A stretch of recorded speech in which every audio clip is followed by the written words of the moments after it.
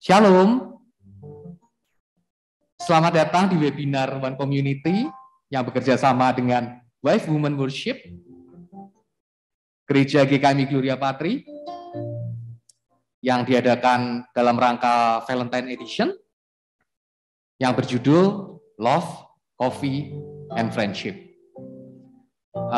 Di acara webinar ini, nanti teman-teman yang join boleh langsung menyampaikan pertanyaan, bisa raise hand langsung melalui Zoom teman-teman, dan juga bisa ke co-host kami untuk menyampaikan pertanyaan dengan Pak Herdiawan Yoga. Mari sebelum kita memulai webinar ini, mari kita berdoa. Tuhan Allah Bapa kami yang berdata dalam kerajaan surga, sungguh mengucap syukur Tuhan, sampai hari ini Engkau boleh menyertai dan menolong hidup kami. Dan kiranya Bapa, Engkau boleh menolong ketika malam hari ini, kami akan mengikuti dan menikmati waktu bersama melalui webinar ini. Kiranya setiap hal yang kami boleh terima dan dapatkan, boleh menjadi berkat dan kekuatan bagi kami semua ya Tuhan. Kiranya Tuhan tolong untuk kelancaran acara ini dari awal, pertengahan, hingga akhirnya. Terima kasih Bapa, biarlah segala pujian, segala hormat, kemuliaan hanya bagi nama-Mu. Haleluya, amin. Ya, kita awali dengan kita nyanyikan satu pujian, Kau yang terindah.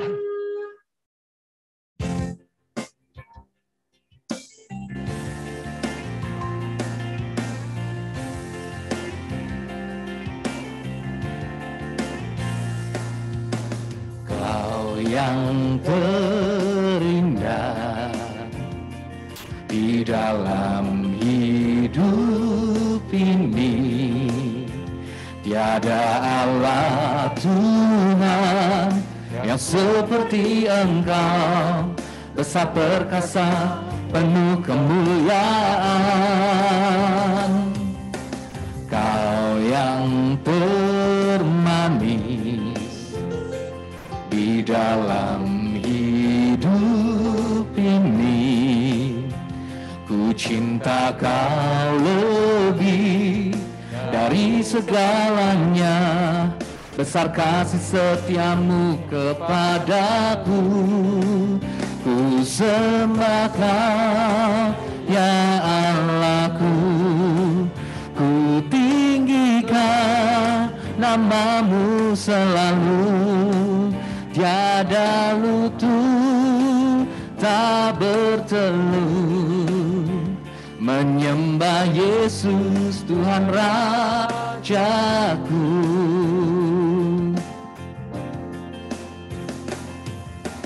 Kau yang terindah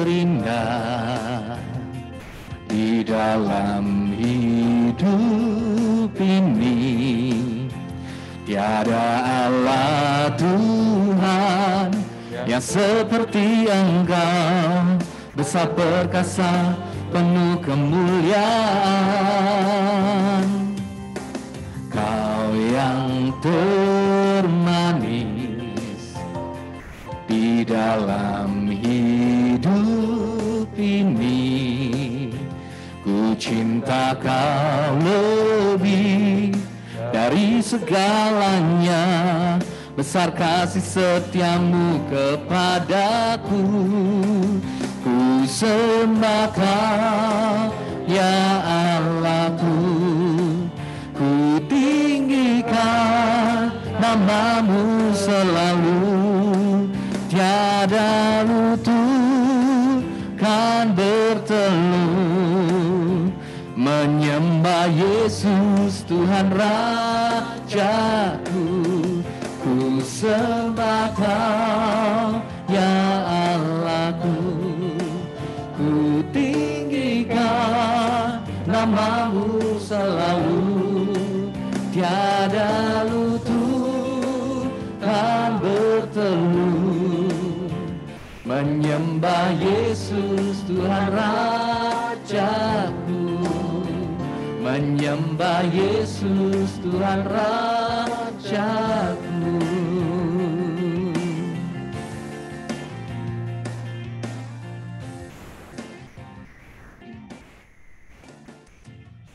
Ya, puji Tuhan.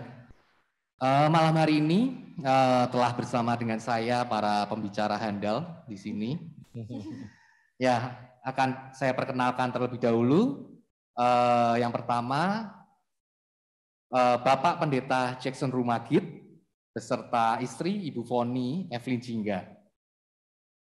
Pendeta Jackson adalah gembala jemaat GKMI Gloria Patri yang concern di dalam pelayanan keluarga, dan kemudian Ibu Foni, selain mendampingi pelayanan di gereja, beliau adalah penulis buku Dirgat dan melayani melalui media sosial. Dan kemudian ada Bapak Agus Tianto, SEMM MTH, dan Ibu Jovita Sulaiman. Mereka berdua merupakan pemerhati keluarga dan melakukan pelayanan suami istri bersama di beberapa institusi, MOU, dan rumah konseling LK3. Dan saat ini dipercayakan sebagai Direktur Wilayah Rumah Konseling untuk Jateng DIY. Aktif juga menulis marriage and family quotes di Instagram, dan sudah menulis 3 buku tentang keluarga. Luar biasa. Oke. Mari tanpa berlama-lama langsung kita serahkan kepada para pembicara. Ya, selamat malam saudara-saudara yang mengikuti acara malam hari ini. Malam hari ini adalah spesial karena beberapa hal ya. Yang pertama karena dalam rangka Valentine. Jadi ini Valentine edition.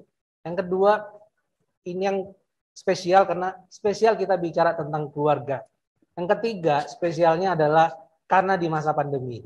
2 tahun kurang lebih kita berada dalam situasi pandemi dan mendengar kabar, menyaksikan ada fakta-fakta yang terdengar juga terlihat bahwa masa pandemi ini ternyata juga melahirkan banyak hal di dalam keluarga. Suami istri terutama bagaimana mereka membina relasi, berkomunikasi di dalam keluarga, ternyata ada masalah-masalah yang muncul. Nah, nanti kita akan melihat fakta-fakta apa yang muncul di dalam pernikahan secara khusus di masa pandemi. Maka hari ini temanya adalah love, coffee, and relationship. Friendship. Love, relation. Ya, jadi friendship. Oke, friendship. Jadi bagaimana kasih ya yang seharusnya ada di dalam keluarga. Kemudian bagaimana ya coffee itu mungkin gambarannya adalah santai ya, kenyamanan ya. Kemudian friendship bagaimana memunculkan kembali ya, atau melahirkan kembali atau membuat kembali persahabatan di dalam keluarga itu menjadi lebih baik. Nah, saya mulai dulu deh dengan marriage counselor. Ya. Pak Agus, Bu Vita. Ya. Dari pengalaman selama ini bertemu dengan banyak keluarga, banyak pernikahan suami istri. Ya. Apa sih yang muncul? Secara khusus berkenaan dengan pandemi. Kurang lebih 2 tahun ini. Kamu apa aku? Jangan berantem dulu ya. Jangan berantem dulu. Oke. Jadi selama 2 tahun ini di masa pandemi memang kami banyak didatangi. Oke. Pasangan-pasangan melalui Zoom ataupun kita ketemu on-site. Masalah yang mereka hadapi itu sebetulnya stressing yang berdampak kepada relasi suami istri. Yeah. Jadi relasinya sesungguhnya nggak terjadi apa-apa, tapi karena stressing, tekanan kehidupan, masalah keuangan, pekerjaan, itu jadi berpengaruh kepada relasi. Cara ngomong, cara bertindak, terus kemudian reaksinya terlalu berlebihan ketika berkaitan dengan keuangan. Jadi itu yang kami hadapi, dan akhirnya banyak yang merasa bahwa ternyata komunikasi relasiku kok nggak bagus ya. Baru sadar dulu nggak seperti ini gitu. Dulu nggak sampai seperti ini. Kemudian yang tadinya suami nggak ngerti apa yang dilakukan istri dalam sehari itu apa saja, dan ketika work from home dia melihat istrinya kok rasanya nggak berhenti kerja gitu. Saya juga ngalamin, istri saya nggak berhenti kerja. Saya sibuk Zoom, istri saya nyiapin makan dan sebagainya, beresin ini. Saya bertemu setiap hari di rumah, tapi saya merasa kosong. Karena saya punya kesibukan sendiri, istri saya punya kesibukan sendiri, masak buat anak-anak yang selalu kumpul di rumah. Setelah jam 10 mereka pulang semua, kami rasanya exhausted. Selama 2 bulan, 3 bulan saya ngomong sama istri saya, rasanya kok kita ini kumpul terus, nggak ada konflik, tapi kok rasanya kosong ya. Obrolan itu rasanya cuman besok mau apa lagi ya, besok mau buat apa lagi ya. Iya, kaitannya sama friendship-nya jadi hilang ya, hambar ya. Udah nggak jadi friend lagi. Jadi masuk ke kamar, tidur, selesai. Itu yang terjadi di keluarga kami. Dan ternyata itu juga banyak dialami oleh keluarga-keluarga yang lain. Masih ngucap syukur, kami enggak tengkar, kami enggak ribut, gitu kan. Tapi kosong gitu. Jadi banyak keluarga yang tidak mengerti bagaimana cara berkomunikasi, bagaimana memperlakukan pasangan dalam kondisi yang seperti ini, bagaimana kita bisa duduk bersama dan berpikir tentang apa yang harus kita lakukan. Mereka cuma saling melempar dan saling menyalahkan. Itu yang kami hadapi selama masa pandemi. Dan kami kalau Bu Vita gimana Bu Vita? Ya, banyak juga yang karena sebelumnya kan bekerja, suami bekerja di luar, istri di rumah. Mereka komunikasi ya fine. Tapi begitu work from home dan ketemu terus 24 jam kan bisa dikatakan. Ya. Nah, itu dia. Ternyata kok suamiku kok begini ya. Ternyata istriku kok begini ya. Dulu dia nggak seperti begini. Nah, mereka mulai ribut di situ. Komunikasinya. Tadinya mungkin ngomong cuma ya biasa-biasa, sebatas gitu. Kabar ya. Ya, tapi begitu ketemu suami ngerti bagaimana ributnya si istri di rumah ngurus rumah itu kan ternyata kan nggak ada selesainya. Nah, dia belum mulai lagi anak-anak ya. Iya, sampai ada yang nanyanya, ngapain kamu pel 2 kali? Ya kan? Kan dia nggak ngerti ternyata istrinya untuk membuat rumahnya bersih dan menarik, sehat, itu istrinya ngepel 2 kali. Ada usaha ekstra. Ya. Dia bilang, ngapain kamu harus ngepel 2 kali? Nah ini dari dulu seperti begini, kamu kan nggak tahu, kamu kerja di luar, pulang tahu-tahu beres. Nah itu banyak konflik. Ya, artinya sebenarnya kan, ya ini real ya yang terjadi ya. Nah, kalau misalnya Pak Agus, Bu Vita gimana menghadapi seperti itu, apa yang diusahakan? Kita, kalau kita, tadi Pak Agus bilang, kosong kan, rasanya kosong. Kita melarikan diri berdua, Pak. Maksudnya melarikan diri itu gimana? Dari rumah, dari rutinitas. Pergi berdua, liburan sebentar. Ya sebetulnya nggak liburan sih. Kami kan karena gimana sih nggak liburan? Maksudnya kita cari waktu berdua, just two of us gitu. Yuk kita keluar yuk. Nggak harus di rumah, nggak lihat sudut-sudut rumah yang setiap hari kita lihat. Kita keluar ke mall, cari makan, berdua ngobrol 2 jam, 3 jam, pulang refresh buat kami. Dating lah ya gitu ya. Dating berdua. Dan itu yang jarang dilakukan oleh orang-orang. Mereka nganggap itu nggak penting gitu loh. Padahal kami di mall juga makan ini ngobrolnya juga ngobrol yang ngalor ngidul, nggak ada juntrungnya istilahnya. Cerita soal guyonan, kita soal bercanda, kita bicara soal pekerjaan yang ini nanti gimana ya, kita bahasan yang sebetulnya umum-umum aja gitu. Jadi tidak disetting formal malahan. Ya. Jadi menarik ya, karena ternyata dampak pandemi banyak orang harus stay at home, work from home. Ini selain meningkatnya jumlah perceraian, ya, meningkatnya jumlah kehamilan. Ya, nggak ada kerjaan soalnya, hiburannya cuma itu katanya. Lalu juga ternyata mulai diasah dan dibentuk bagaimana berelasi dengan lebih baik dengan pasangan kita. Ya, jadi mungkin bisa disimpulkan ternyata bagi suami atau istri itu tidak terlalu sering ketemu selama ini tuh sedikit menguntungkan dalam tanda kutip ya. Gini aja. Kami kan sudah lama menikah nih. Usianya berapa tahun? Usia pernikahan? Saya 31, kami 31 tahun menikah. Sudah punya cucu 2. Wow. Dan setiap malam dalam tahun pertama dan hampir tahun kedua ini kami kumpul gitu. Jadi jujur, meskipun kumpul keluarga kadang-kadang ada titik jenuh karena kami berdua tidak ada komunikasi yang intens gitu kan. Meaningful. Itu kami. Iya. Sekarang Andika nih yang keluarga muda nih, coba ditanya seperti apa dia. Ini yang paling muda nih. Ya, selama pandemi ini jadi ya kami istilahnya kalau anak-anak muda itu kan biasanya pengennya walaupun sudah menikah gitu, kita pengennya seringnya hangout gitu kan, masih harus pengennya ketemu teman segala macam. Kondisi ini memaksa kami untuk tetap stay di rumah gitu. Nah, muncul hal-hal yang terkadang hal-hal kecil gitu kan, karena pertama penyesuaian itu masih berjalan, ditambah lagi dengan terkadang hal-hal kecil nih. Kadang muncul gesekan-gesekan kecil yang dari hal sepele, urusan menata rumah saja itu menjadi masalah gitu. Ya tadi itu kan ngepel 2 kali tuh. Muncul gitu kan. Dulu nggak pernah tahu kalau ngepelnya 2 kali. Karena kita beneran dipaksa untuk you have to stay in the same place dengan waktu yang tentatif begitu. Ketika biasanya ada waktu-waktu yang udahlah bisa keluar dulu, penat nih masing-masing, pindah kerja dulu itu membuat ada remnya. Kalau ini mau nggak mau harus stay di satu tempat, ya penat nggak penat ya udah harus dihadapi. Gitu. Wah, ini pasti banyak audiens kita, peserta kita malam hari ini yang relate banget ya ngalami. Mungkin banyak yang di rumah ngomong ini kayak aku banget ini. Ini kita mau nanya dulu nih, Andika usia pernikahannya berapa nih? Usia pernikahan. Saya menikah itu 2015. Jadi 7 tahun. Masuk tahun ke-7 ya. Oke. Sudah ketemu ternyata setelah di rumah aku kok istriku seperti ini, ternyata suamiku kok seperti ini. Sudah pernah dibahas. Dan itu sudah sering dibahas. Tidak hanya pernah tapi sering dibahas.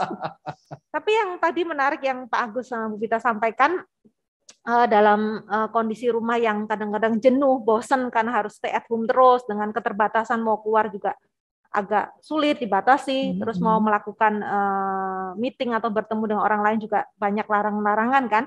Nah, suasana rumah ini kan harus dibangun nyaman. Yang jadi problem adalah nggak semua pasangan atau nggak semua suami dan istri-istri itu punya skill untuk membangun sesuatu relasi yang, maka seperti tema kita ya, friendship. Ya, kita kadang fokus aku ini istri, aku ini suami. Tapi lupa bahwa kadang-kadang dalam rumah tangga itu ada yang namanya lack of friendship ya. Lack of friendship. Ya, kurang suasana dan memaknai persahabatan. Jadi kita sama suami dan pasangan kita tuh bukan hanya partner of life kita, tapi juga sahabat, teman kita, orang yang sangat dekat, tempat kita menceritakan perasaan-perasaan kita, tempat kita bisa jadi diri kita sendiri. Ternyata itu banyak sekali yang nggak punya skill di sana. Nah, ngalami nggak ada bisa kasih tanggapan, Pak Agus? Kalau saya lagi normal, kalau normal, kadang kan saya juga tidak normal gitu kan.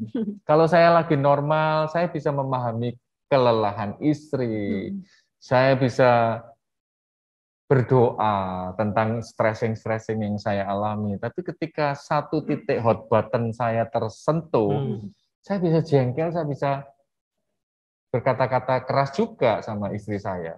Saya juga mengalami itu, jadi bukan berarti kami sebagai marriage counselor nggak ngalami seperti itu, tapi justru dari situ saya belajar kenapa saya seperti ini, gitu kan.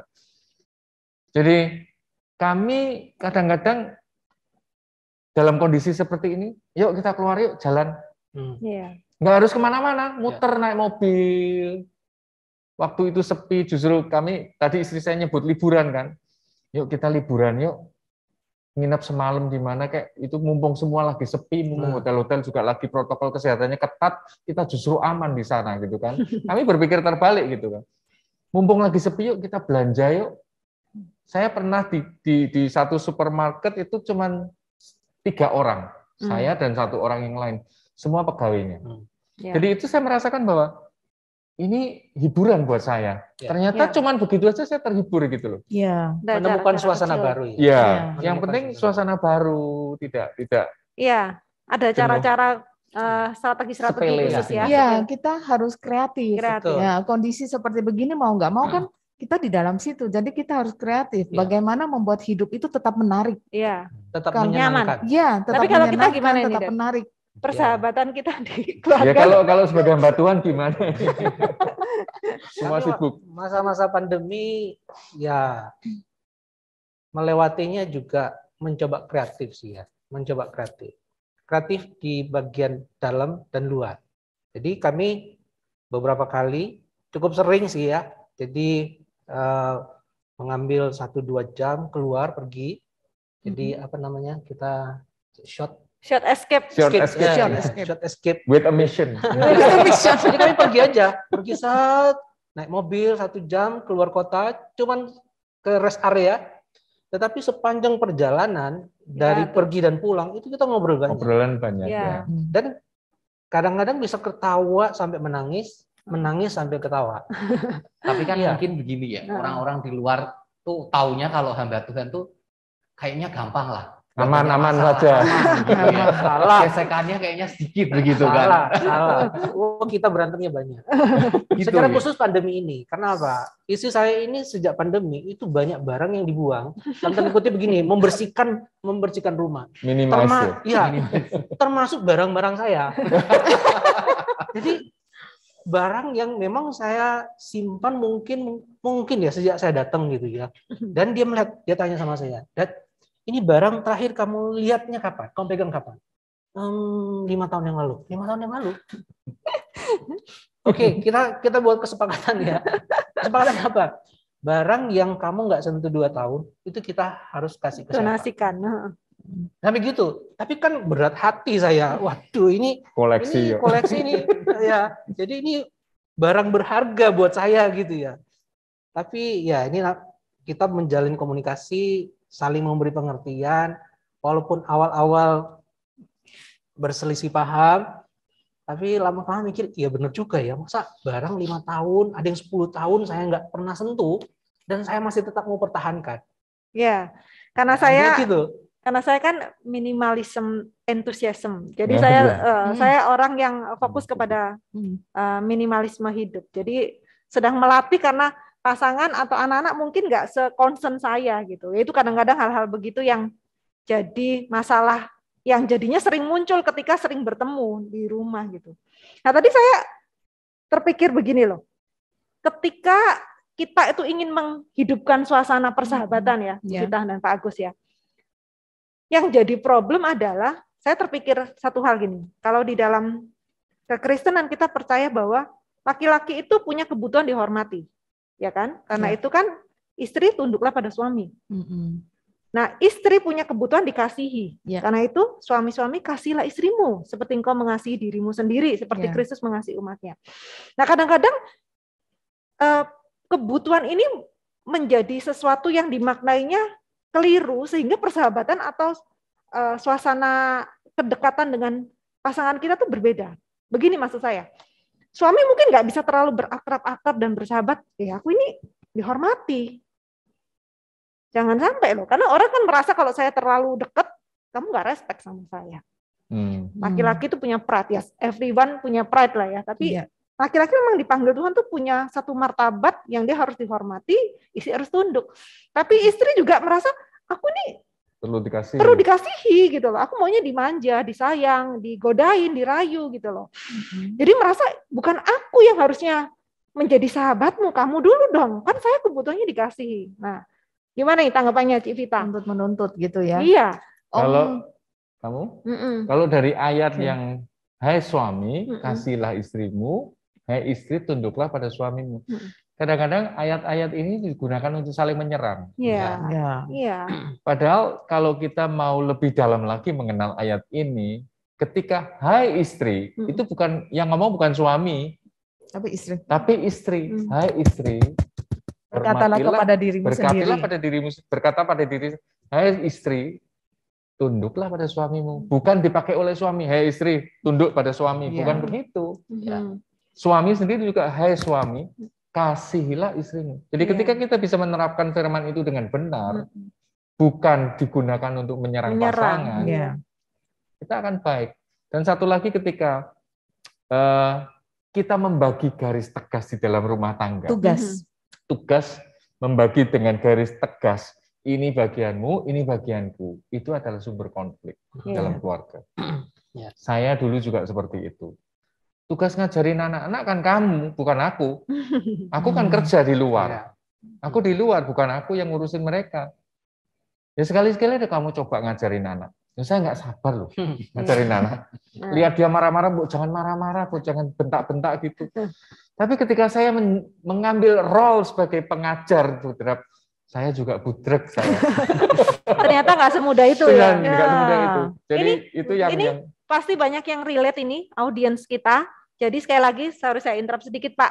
Kalau ada yang mau bertanya, bisa raise hand atau bisa menyampaikan melalui chatting di kolom chatting yang ditujukan kepada co-host Bapak Hendriawan Yoga, ya. Nanti kalau sudah ada pertanyaan yang masuk, di tengah-tengah kita bisa masukkan sedikit-sedikit ya. Mungkin nanti host kita Andika bisa membantu mengingatkan. Ada pertanyaan-pertanyaan yang terkait, yang relevan. Apakah di keluarga Anda sudah ada suasana persahabatan? Lalu kalau tidak ada, kendalanya di mana? Nah tadi itu Pak, kadang kita nggak mudah loh bicara ya sama pasangan ya. Jadi bagaimana membangun persahabatan? Kadang ngomong aja, komunikasi aja kadang-kadang sulit. Kayak suami saya mungkin saya sama suami saya ini karakternya beda banget. Silakan menceritakan perbedaan.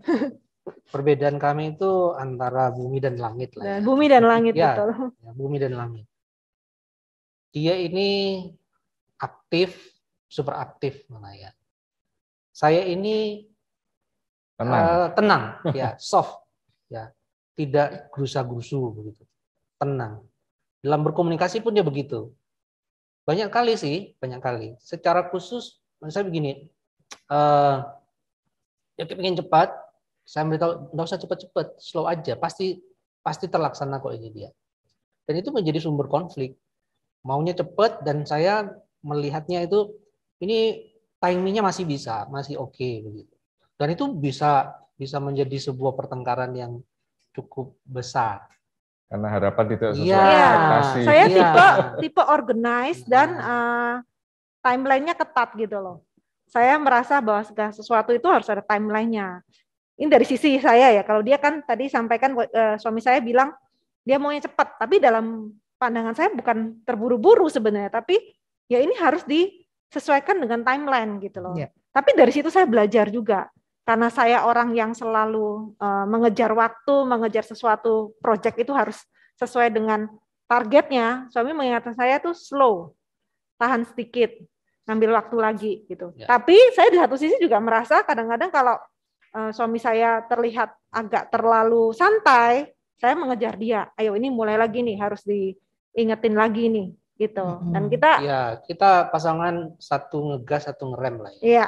Iya. Jadi kamu yang ngerem ya? Aku yang ngegas. Satu ngegas, satu ngerem. Dua-dua penting di dalam menata irama ya. Kadang harus cepat, kadang harus direm. Ya. Tapi jangan kelamaan juga ngeremnya. Karena kalau kelamaan rem kita nggak akan bergerak. Tapi kalau kita kebanteran juga untuk ngegas, bisa nabrak sana, nabrak sini. Ya. Jadi, tapi saya melihat bahwa inilah indahnya pernikahan. Ini indahnya Tuhan menciptakan pernikahan. Karena di dalam banyak keluarga yang saya lihat adalah Tuhan memang memasangkan ya. Memasangkan. Jadi memang dipasangkan. Jadi ada attraction. Jadi yang orang yang cepat itu attract kepada yang lebih slow, lebih kalem, lebih stabil. Biar yang stabil mengisi. itu lebih attract kepada yang lebih cepat. Walaupun di dalam kenyataan jadi masalah. Tapi itu menimbulkan konflik yang besar kalau misalnya kita itu berpegang kepada ego tadi. Ketika kita memberikan batas tegas terhadap tugas, nah itu menjadi masalah besar. Apalagi kalau sebagai seorang laki-laki begitu, itu pride-nya kan tinggi sekali. Merasa tidak layak untuk kerja rumah tangga. Iya, tapi saya bersyukur sih karena saya dari kecil itu sudah biasa mengerjakan hal rumah tangga semua dengan tanpa. Kayaknya banyak dia yang kerjaan rumah tangga deh. Tidak masalah buat saya. Istri sibuk medsos ya. Iya, saya tidak pandai masak dan tidak suka masak. Kalau bersih-bersih number one deh. Saya bisa pagi sampai malam. Kalau sudah bersih, saya ingatin dia, besok aja bersihnya. Nah, Saya nggak kayak suka gitu. bersih-bersih. Kalau rumah saya nggak bersih-bersih, saya biarin gitu.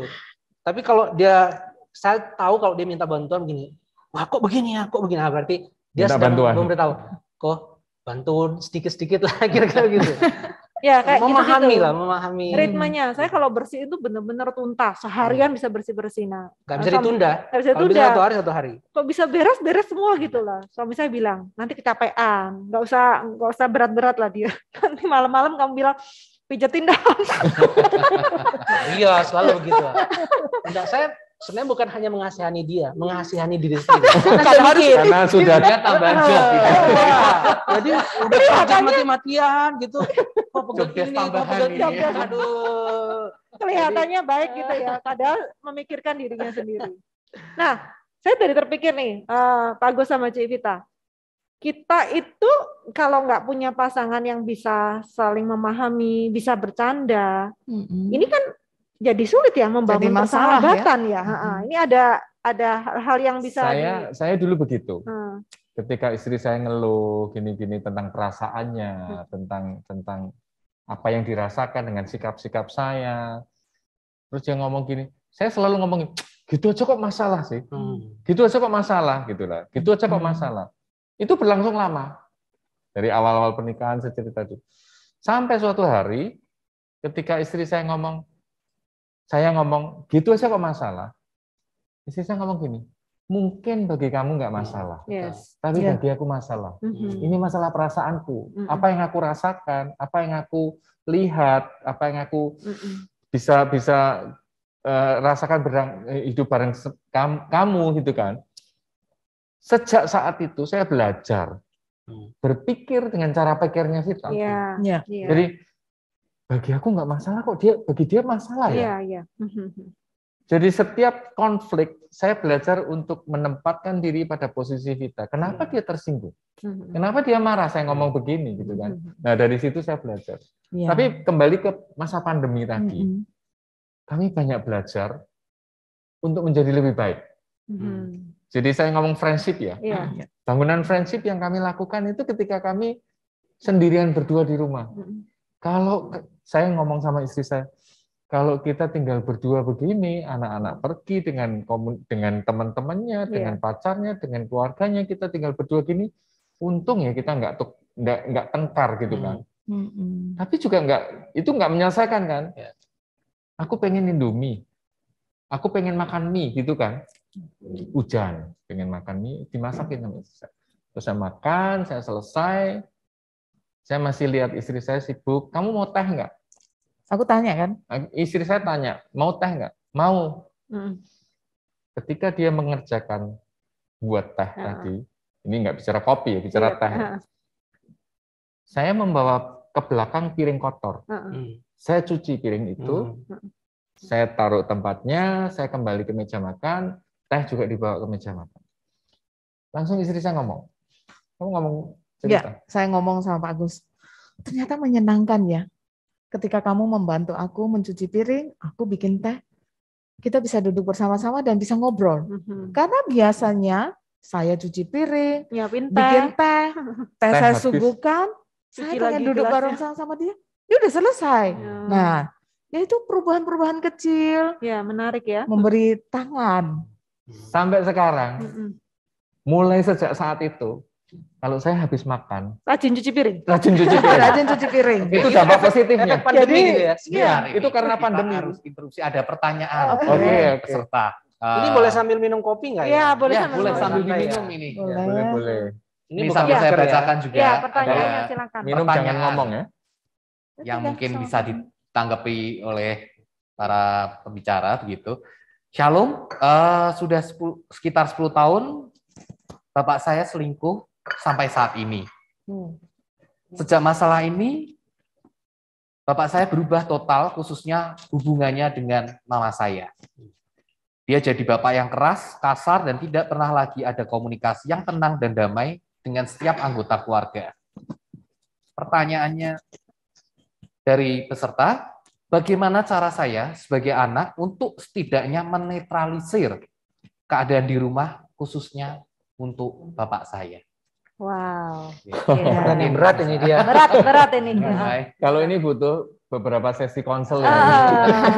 Kayak ini perlu ikut konseling minimal 6 pertemuan ya Pak ya. Tapi sedikit lah dijawab ya. Ini berarti kasusnya anaknya ya. Papanya selingkuh sehingga hubungan orang tuanya nggak baik dan dia bingung kan gitu ya. Kondisinya nggak nyaman. Dari Pak Pendeta Pak Jackson, dulu. Pak Pendeta nih. Ya, kalau saya kan pakai Alkitab gitu. Ya kita pertama sebagai anak ya, kita kan tetap menjadikan mereka sebagai orang tua. Tetap. Relasinya adalah relasi anak dan papa, anak dan mama. Jadi berdiri di tengah-tengah, tentu dengan cara apa? Cara mencoba memahami orang tua, memahami papanya, menjalin komunikasi dengan papanya, menjalin komunikasi dengan mamanya. Kita nggak bisa menyatukan mereka kalau kita tidak berupaya menjalin komunikasi kepada dua hal ini. Kalau misalnya kita hanya menjalin komunikasi kepada papa, kita bisa saja berpihak pada salah satunya. Yeah. Kalau kita ngomong hanya kepada mama, mungkin kita akan menjadi berpihak kepada mama. Jadi menjalin komunikasi itu ketika kita menjadi jembatan, ya, menjadi bridge itu. Jadi kita harus betul-betul dua-dua ini kita harus bersikap netral. Yeah. Inilah tugas kita sebagai agen sebenarnya. Tentu di luar kuasa dan kemampuan kita untuk menyatukan mereka. Yang bisa mengubahkan hati kan Tuhan. Tapi kita menjadi agen di mana kita dalam posisi sebagai anak berupaya menjadikan keluarga menjadi utuh kembali. Yeah. Jadi kalau jawaban sederhana begitu, bagaimana seorang anak itu harus dalam posisi betul-betul netral. Jadi dia nggak boleh berpihak kepada papanya, sekalipun papanya yang berselingkuh, atau kepada mamanya yang merasa bahwa victim ya, dia sebagai korban gitu ya. Harus netral, ya, harus gitu netral, ya. harus netral dan itu harus ditunjukin gitu, harus diperlihatkan. Gitu. Yeah. Kalau dia start awal di situ, saya rasa ada peluang untuk bisa menyatukan, tapi harus dalam posisi netral. Ya, Yeah. tentu dengan skill-skill yang lain dan tentu pertolongan Tuhan gitu. Tapi kalau langkah awal pertama berdirilah di posisi yang netral. Ya, sedikit menambahkan ini dari sisi kalau life coach ya, dari pendekatan rohani ini ada bagian-bagian sendiri. Kalau saya mengatakan dulu bahwa saya menyadari dan saya mencoba berada di posisi tadi ya, sister atau brother yang bertanya, ini memang nggak mudah ya. Anak itu menjadi sesuatu posisinya sangat sulit ketika orang tuanya tidak bersatu, apalagi berkonflik, apalagi konfliknya ada orang ketiga. Ini sangat menyakitkan, sangat membingungkan, dan bisa menjadi sesuatu yang traumatis ya. Tapi selain tadi disampaikan ini penting banget, sekalipun kita tidak membenarkan perilaku papa atau suami kita yang berselingkuh, kali enggak kita memahami apa, bahwa dia adalah seseorang yang punya kelemahan, bisa jatuh, diterima dulu, karena kadang-kadang kita gini, kok bisa papa saya selingkuh, dia nggak bisa accepting itu, kok bisa, atau kalau kita istri-istri, kok bisa suami saya itu selingkuh atau istri saya selingkuh? Ya, manusia itu rentan terhadap dosa. Ketika kita menyangkal, tidak menerima dan penuh dengan kemarahan, itu akan makin membuat kita semakin sakit dan menderita. Mencari cara-cara untuk keluar dari rasa painful ini, nggak rela kan? Nah, tapi memang tidak menyelesaikan masalah, tetapi akan sangat membantu ketika kita memahami, menerima dulu. Pasangan saya adalah manusia yang lemah. Dia bisa berdosa, saya bisa berdosa. Dosanya bisa apa saja, perselingkuhan, kata-kata yang keras, berbohong gitu. Terima dulu, tidak membenarkan, mengerti dulu, lalu mulai mencari cara, pertolongan, bantuan konselor, bantuan bapak atau kakak rohani. Paling enggak itu. Saya kasih contoh nih misalnya, saya bilang sama suami saya gini, walaupun suami saya ini pendeta, saya bilang sama dia, kalau kamu pernah berselingkuh, atau kamu pernah berhubungan dengan perempuan lain lah ya, dalam hal apapun selama kita menikah, kamu jangan beritahu saya ya, saya bilang gitu. Saya mengerti, saya mengampuni kamu, tapi jangan lakukan lagi. Itu saya. Bukan saya membenarkan, kok enak banget, enggak. Saya bisa jatuh dalam dosa. Andika bisa, Pak Agus, Civita bisa. Iya. Suami saya walaupun dia pendeta atau Anda nih yang bergerak di pemerhati keluarga, guru agama, siapapun tidak imun terhadap dosa apapun. Ya. Maka itu yang saya lakukan sama suami saya. Jangan membuat dia tuh tidak dimengerti, merasa bersalah, ketakutan. Jadi hubungan kami jadi nggak baik. Saya bilang, kamu nggak usah ngaku ke saya. Saya sudah mengampuni kamu dan kamu nggak usah merasa bersalah. Tapi jangan lakukan lagi. Itu saya ya, yang memang tidak bisa diterapkan ke semua orang Iya. gitu. Tapi saya mempunyai pengertian gini, kalau dia jatuh dalam dosa, itu pasti dia ada banyak faktor dan kemungkinan besar salah satu faktornya mungkin saya. Pasangannya. Saya ada andil, ya, Iya. mungkin saya kurang Biasanya perhatian, begitu. mungkin saya menelantarkan perasaan dia gitu loh. Jadi saya tidak mau mencari kesalahan dia, nih kamu berselingkuh nih, kamu harusnya dihukum begini, kamu harusnya malu, kamu harusnya minta maaf. Enggak, saya sudah memaafkan kamu bahkan sebelum dia ngaku. Ya. Ya, tapi kamu nggak pernah selingkuh kan? Ya. Ini kan kadang-kadang orang pengennya laki-lakinya atau istrinya, pasangannya tuh ngaku, bertobat dan embrace lagi. Udahlah kamu the one and the Lupakan. only. Lupakan gitu. Kadang-kadang itu nanti. Tapi diawali dengan menerima dulu, Diterima dulu. mengerti Iya. dulu. Iya. Saya sampai bilang sama klien konseling saya, karena suaminya selingkuh, dan dia tuh sibuk dengan cek WA setiap hari, telepon ke supirnya, segala macam. Ganti patternmu. Mengertilah suamimu. Saya tahu ini nggak mudah, karena luka kan, sakit kan dikhianati. Tapi kalau suamimu itu selingkuh, dia nggak bisa lari ke mamanya atau ke mertuanya, ke anaknya, dan mencari pertolongan untuk dihibur, dimengerti. Maka satu-satunya harusnya adalah pasangan. Saya bilang gini, sampai suamimu tuh bisa begini loh. Kalau kamu udah bilang, aku jatuh, aku minta maaf.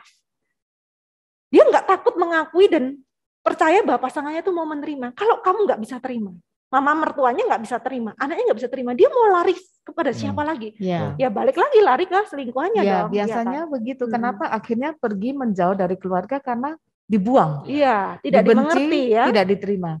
Ya benar seperti yang tadi Uni bilang, ketika terjadi perselingkuhan di dalam keluarga itu khususnya istri, terjadi satu perselingkuhan itu kan dosa ya. Kita nggak bisa ngomong itu kesalahan, itu kekeliruan, tapi itu harus garis keras memang itu dosa. Iya. Dan hal itu terjadi biasanya bukan kesalahan satu pihak. Yes. Sampai itu terjadi Ada peran Bapak. ada Ada peran pasangan. dari pasangannya. Nah itu harus seperti tadi. Kita harus menerima. Aku juga ada andil di situ sehingga suamiku bertindak seperti begini, atau aku juga punya andil di sini sehingga istriku bertindak seperti begini. Jadi satu-satunya cara, nggak ada cara lain lagi. Terima dulu. Diterima dia pasti akan kembali. Ya. Tapi begitu kita marah, kita pasti akan semakin lari semakin jauh. Iya, takut Diterima. dia ya. Ya. Dia takut dihakimi, Iya. takut Ini kalau 3 orang udah ngomong, saya ngomong apa? Ya, ngomong lah. Saya nggak kebagian ya. Oke, kalau saya sepakat dengan Pak Jackson bahwa anak ini harus posisi netral. Ya. Saya pakai ayat Alkitab ya Pak Jackson. Oke. Jadi MTH ini kan. di Kolose 3 ayat yang kelima, karena itu matikanlah dalam dirimu segala sesuatu yang duniawi, yaitu percabulan, kenajisan, hawa nafsu, nafsu jahat, dan juga keserakahan yang sama, poinnya di sini, yang sama dengan penyembahan berhala. Ketika kita ngomong penyembahan berhala, berarti ada peran kuasa jahat di situ. Ada peran kuasa gelap di situ. Dan ketika seperti istri saya katakan tadi, kita membenci dan membuang, itu memberi makan kepada kuasa jahat. Semakin kuat ikatannya, cengkeramannya semakin kuat. Ketika kita membenci, kita mengabaikan seluruh isi rumah, terus rasanya memojokkan dan mengucilkan, seperti itu, jauh. dia akan kembali ke selingkuhannya. Ya. Tapi ketika kita menerima dengan kasih, mengampuni meskipun hati ini belum siap dan tidak sanggup, tapi lakukan itu karena dengan mengasihi, itu akan melunturkan ikatan dan kekuatan kuasa gelap. Ya. Jadi lebih ke menuntun, Ya, bukan menuntut. membimbing. Membimbing Karena dulu, orang yang mendampingi sudah dulu. jatuh, nggak mungkin dia akan bisa naik sendiri, harus ada orang yang menarik dari atas. Karena dia Menolong. posisinya di bawah kan, Iya. harus ada yang mengulurkan tangannya. Jadi keluarga itu harus mengulurkan tangannya jangan menghakimi, ampuni dan kasihi dia. Memang ini bukan suatu hal yang mudah. Tapi ketika kita melibatkan Tuhan, Tuhan berikan aku kemampuan untuk bisa menerima suamiku, bisa menerima papaku dengan segala kekurangannya. Ketika kita bisa mengasihi, dia akan melunturkan kekuatan kuasa gelap. Iya. Ini pertanyaannya serius nih. Ada pertanyaan lain nggak Andika yang lebih? Berat banget ini. Tadi itu 10 tahun ya berselingkuhnya. Iya, 10 tahun Ya. berselingkuh. Aku cuma pengen mengingatkan di sini. Biasa kalau para istri itu udah muncul curiga, pasangan aja deh. Kan berselingkuh itu bisa Masalah trust ya. Iya, Indikatornya bisa istri, bisa suami. Jadi kalau mama udah ada kecurigaan di dalam hati, di dalam pikiran, itu jangan tunggu lama-lama. Jangan menjadi detektif. Terus mulai ngecek HP. Stalker, jangan. Cepat-cepatlah cari konselor. Cepat-cepatlah cari penolong. Jangan malu. Karena itu kalau dibiarkan, itu akan semakin dalam, semakin berbahaya, dan ujungnya kehancuran keluarga. Dan indikator awal adalah password di HP. Iya. Tadinya biasanya buka-bukaan aja, tiba-tiba kok dikasih password. Itu kita harus waspada. Ya. Tapi ini nasihat penting ya. Saya mau tambahkan begini ya. Bukan saya kemudian mempromosikan konselor ya, marriage counselor. Tetapi saat-saat seperti ini, salah satu profesi yang sangat dibutuhkan adalah konselor. Ya.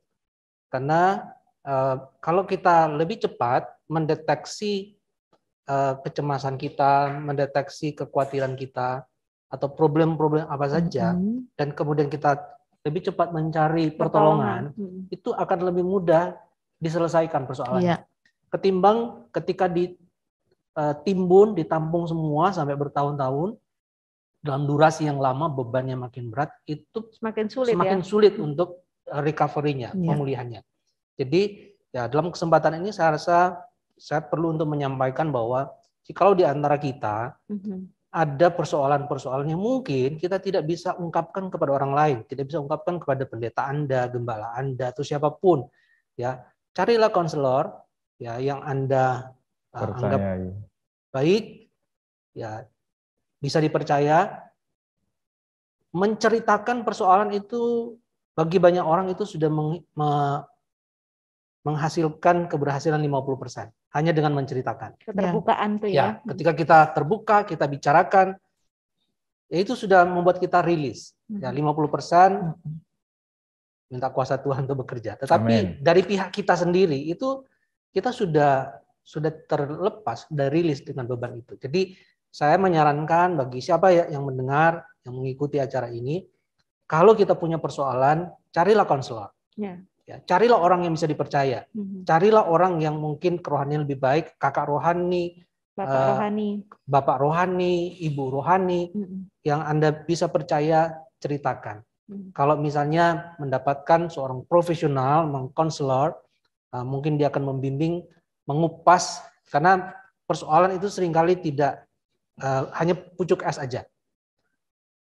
Bawahnya itu cukup kompleks, besar sekali. Nah, konselor itu biasanya akan menolong kita untuk melihat sampai kepada kedalaman. Ya. Ini ya bukan karena pembicaranya adalah konselor ya, tapi bukan saya karena rasa ini sesuatu yang sangat penting. Ya. Tapi memang jawabannya bisa cukup mewakili gitu ya. Ada pertanyaan lain nggak Andika? Kita lanjut ke pertanyaan kedua. Jangan yang terlalu berat-berat Andika.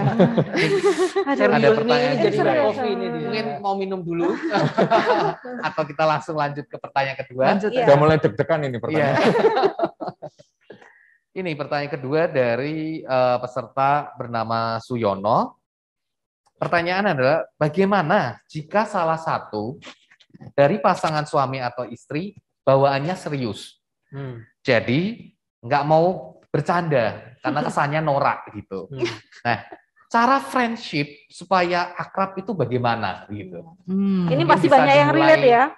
Gantian ya mungkin dari Pak Agus. Saya ya, kalau Pak Agus itu friendship banget. Kalau saya sebenarnya silakan Pak Jackson duluan aja. Saya ini kaku nih. Mau Pak Jackson dulu boleh. Saya ini orang kaku. Introvert. Jaim. Kemudian saya bertransformasi. Jadi pernikahan awal kami itu sangat serius. Ini serius banget ini. Serius sekali. Ya. Pernikahan kami mungkin 2 tahun pertama itu sangat serius. Bahkan karena terlalu serius, saya terlalu memperhatikan pelayanan. Ya, kami boleh dikatakan hampir divorce. Ya, saya di tempat pelayanan, istri saya di Jakarta, berjarak perjalanan kurang lebih 3 jam, terpisah sekitar 6 atau 8 bulan. Setengah tahun lebih. Iya. Oh, ini kalau dibuka nanti panjang loh ceritanya. Harusnya nggak usah diceritain. Nanti sesi sendiri itu. Tapi saya kemudian mencoba mengerti begini, bahwa keluarga pernikahan yang Tuhan berikan itu adalah anugerah Tuhan. Maka saya harus mempertahankan sekuat tenaga. Caranya adalah memulai dari saya, bukan menuntut dia. Tapi saya memulai dari diri saya. Bagaimana saya kemudian menjadi seseorang yang kemudian memperhatikan dia, bertransformasi, bertransformasi, tapi harus mulai dari diri saya, memulai dari diri sendiri. Saya jarang meluk dia, pelan-pelanan sudah lelah, capek. Tapi ketika saya melihat bahwa ini harus diubah caranya, kalau enggak, saya nggak bisa selamatkan pernikahan saya. Iya, saya mau tambahkan sedikit. Jadi mungkin dari sisi saya tuh melihat bahwa suami saya tuh terlalu jaim, karena dia rohaniwan. Terus ditambah kebutuhan laki-laki itu dihormati. Harus ada martabatnya dijaga. Tuntutan jabatan. Tuntutan jabatan. Nggak ada jabatan aja laki-laki sudah ada panggilan, martabatnya harus dijaga. Pride-nya itu tinggi. Jadi serius. Kadang masalah pakaian aja nanti terlihatnya begini, nanti kurangnya begini. Kayak rasanya aduh saya hidup penuh dengan aturan. Hidup penuh dengan aturan. Nggak bisa friendship, nggak bisa gitu loh. Itu yang membuat apalagi di awal pernikahan ya. Ini mungkin audiens akan terkejut. Kenapa tidak saya buka, karena ini butuh sesi sendiri, bahwa kami pernah punya masalah berat di awal karena terlalu jaim, nggak bisa luas, nggak bisa fleksibel gitu. Tidak apa adanya. Tapi sekarang ini dia berubah besar, berubah banyak suami saya. Saya pun juga banyak memahami, juga belajar memahami lah, saling mengerti bahwa dia punya sisi-sisi introvert yang tidak gampang seperti saya gitu. Misalnya contoh, sampai hari ini suami saya tuh nggak punya sahabat yang bener-bener sahabat. Ya, jadi kalau pergi kemana-mana dia pasti sama saya, sama sahabat-sahabat saya. Dia bisa suami saya bisa nih bercanda, ngobrol sama siapa saja bisa. Gampang mengajak bicara, gampang membuka komunikasi. Tapi nggak bisa seperti saya dekat dengan seseorang. Untuk dekat satu orang. Jadi kalau di handphone suami saya, kalau dicek itu teleponnya kalau nggak dear itu saya, anaknya sama dulu rumah ya. Sekarang nggak ada telepon rumah. Jadi cuman itu. Dia nggak punya teman, nggak punya sahabat. Pak Jackson seperti saya. Nah, saya sampai bilang, kamu jalan-jalan gitu loh sama temanmu. Ini mungkin case pertanyaannya kan begini. Ini kan Pak Jackson sadar bahwa saya kaku. Yes, itu yang penting ya. Tapi kalau yang ditanyakan mungkin kalau pasangan saya kaku, cara saya gimana untuk membuat dia itu bisa luwes, bisa jadi friendship. Jadi itu yang terjadi di antara kami. Saya orangnya suka guyon, gampang kenal gitu kan. Dulu waktu awal-awal pernikahan, kalau saya guyon berlebihan, kaki saya diinjek sama istri saya. Ketika saya mau guyon agak berlebihan, dicubit pinggang saya. Itu istri saya sama saya. Gitu. Karena saya takut kalau terlalu open gitu ya. Iya, nanti menyakiti orang tanpa kita sadar. Tapi kita janjian kok. Saya bilang kamu tadi guyon kayak gitu tuh kesannya seperti begini loh. Nah, terus gimana? Minta diingetin. Gimana caranya? Tarik tangannya, kasih tahu. Tapi cara halus, dia nggak sadar-sadar. Akhirnya saya cubit dia perutnya, deket-deket kayak dipeluk gini. Saya cubit kecil gitu. Oh iya, aku kelewatan. Ya, kalau dari saya Andika terpikirnya kalau memang tadi pertanyaannya pasangan kita tuh terlalu serius, nggak bisa bercanda. Kayak apa sih gitu ya? Kan ada yang gitu ya. Mungkin kita nggak menuntut. Tapi dari kita tuh menuntun dulu, mengajak bercanda kecil-kecilan dulu lah, jangan terlalu ya. Nanti dia shock gitu, kok aneh banget nih. Ekstrim banget ya. Diajak bercanda terus dikomunikasikan. Saya sering bilang sama dia, kamu sadar nggak kalau kamu ngomong gitu tuh kelihatan kayak matamu tuh marah loh. Anaknya juga pernah bilang, Dedi tuh kalau ngomong kayak marah loh, padahal nggak marah gitu loh, nggak marah. Diingetkin, sampai akhirnya dia ngaca sendiri lihat. Oh, saya tadi kalau ngomong mukanya kayak apa sih gitu loh. Kadang-kadang orang tuh nggak sadar. Dia terlalu serius, dia terlalu tegang gitu. Kamu tuh kelihatannya tadi tegang loh. Kayak kamu terlalu serius. Dibantu diingatkan gitu. Tapi dari diri kita yang ya menularkan sedikit demi sedikit. Ya, relax lah, santai lah gitu. Gitu ya mungkin ya. Jadi mungkin saya tambahkan gini, jadi komunikasi suami istri itu perlu dibangun komunikasi yang receh-receh gitu. Nah ini penting ini. Ya, komunikasi yang ringan. Jangan serius-serius terus. Jangan serius terus. Kami bisa seperti tadi Pak Jackson sama Bu Foni di mobil bisa ketawa ngakak. Saya juga bisa ketawa ngakak berdua. Cerita begini. Ketika kami keluar kota, di depan itu ada mobil yang mengangkut sapi. Truk kecil, pickup kecil yang mengangkut sapi 3 ekor sapi. Saya nunggu di belakangnya sementara lampu merah. Saya iseng, kalau kamu jadi sapi milih yang posisi di mana? Pak Jackson itu bisa ketawa kan? Receh banget Receh banget. Ngapain ngurusin sapi naik mobil ya kan? Tapi buat kami itu bisa guyon, bisa ketawa. Kalau aku milih tengah, kenapa alasan? Kalau senggol sana sini nggak kena besi yang di samping. Hal kecil gitu loh. Iya. Terus kami di satu kota, pas traffic light juga di sebelah kanan itu aja ada warung bakso. Iya. Belum udah ketawa. Saya noleh sana, saya lihat, lihat itu kok ada bakso beringas, itu kamu bisa membayangkan baksonya seperti apa ya kalau beringas itu. Jadi hal kecil. Ya. Cuma kata bakso beringas itu saya bisa mengeksplor itu mesti baksonya cerengeh-cerengeh begini kan bahasa Jawa. Itu kita malah makan malah ngeri. Jadi sebetulnya relasi suami istri itu tidak harus dibangun dengan sesuatu yang serius, tapi bagaimana kita bisa bercanda, bisa guyon. Hal-hal yang remeh-temeh ya, saya Pak. bisa gelitik istri saya bisa gangguin istri saya. Iya, dia kalau kadang aku tanyakan, kamu tadi bertindak seperti gitu, rasa kamu kok nggak sayang aku sih. Saya suka kayak gitu tuh. Itu kan cuma perasaan Dek Vita aja. Oh iya, Dek Vita dia perasaan bercanda gitu. Cuma perasaan Dek Vita aja. Iya, kayak pernah kita nonton itu loh. Apa sih yang anak sekolahan Dul yang sesi terakhir itu kan istrinya namanya Dul anak sekolahan ya. Iya. Si Dul anak sekolahan bukan ya, itu yang Rano Karno sama Sainap kan istrinya. Jadi habis nonton dia buka pintu, udah bisa dibuka pintunya, Sainap. Jadi bercanda dari hal-hal yang dari aktivitas yang kita baru lalui nikmati gitu. bersama. Tapi kalau mungkin bisa saya simpulkan, tapi segala sesuatunya itu juga berawal dari relasi yang baik dulu ya. Jadi masuk akan lebih mudah, komunikasi akan lebih mudah. Ketika relasi itu basically sudah sehat begitu. Mungkin itu yang saya tangkap begitu. Mungkin ada tipsnya begini. Kalau kita membangun relasi suami istri, bangunan relasi, bangunan komunikasi itu adalah harus didasarkan di 3 ranah yang berbeda. Yang pertama, komunikasi tubuh. Yang saya ngomong receh-receh, nggak penting gitu kan, guyon. Yang kedua, komunikasi secara jiwa. Memberi pujian kepada pasangan. Terima kasih ya makanannya ya, enak. Aku sayang kamu. Kamu pakai pakaian ini loh bagus. Kamu pakai ini bagus. Kamu kelihatan cantik. Itu menyentuh ranah jiwa. Dan yang terpenting dalam relasi suami istri yang menyentuh ranah roh. Kita bisa bergandeng tangan, kita bisa berdoa bersama, kita bisa menyembah Tuhan bersama. Saya sering melakukan begini. Ketika saya lagi stres gitu ya. Lagi stres dengan pekerjaan, dengan keuangan, dengan segala sesuatu, dengan masalah-masalah. Aku kok lagi stres ya, aku kok stres ya. Aku doain. Aku doain. Aku sering minta dia doain. Iya, saya ketika stres saya ngalami sesuatu, Dir, kamu doain aku, Dir. Jadi aku minta. Berarti kita sehati ya. Jadi saya minta istri saya doakan. Mungkin dalam beberapa jam ke depan saya bisa rilis. Tapi nanti mungkin cemas lagi, khawatir lagi. Jadi itu yang kami lakukan untuk membangun komunikasi, bukan cuma sekedar receh-receh, tapi harus meningkat.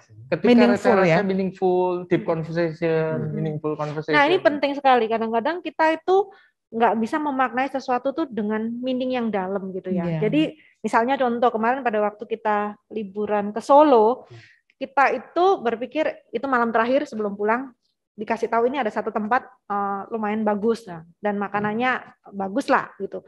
Begitu sampai sana kita pesen, makanannya itu biasa banget dan agak mahal. Saya sebagai perempuan yang bendahara keluarga gitu. Aduh, ini mah di Semarang cuma 12.000 ini gitu ya, udah nggak enak gitu kan.